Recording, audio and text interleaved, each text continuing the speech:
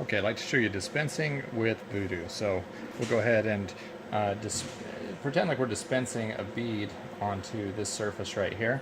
So we'll add a point-to-point or a home move in its current position, and we'll bring it over to here. We'll add that as a linear move, and then we'll start our spline right here. So we'll just start adding points. And on this particular one, let's pretend that it's important that we stay normal to this curved surface, and so we'll just move this around these points, which is fairly difficult to do just using a standard pendant.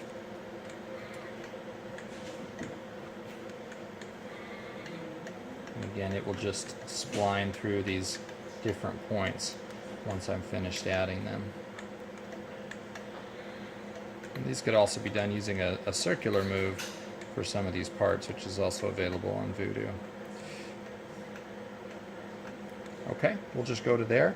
Maybe we want to add just a move to finish that up, and then we'll go into our the speed for our path move, and we'll make that, let's just say 30 millimeters a second.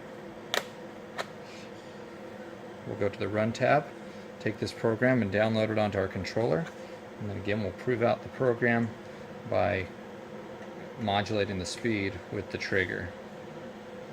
So that looks good.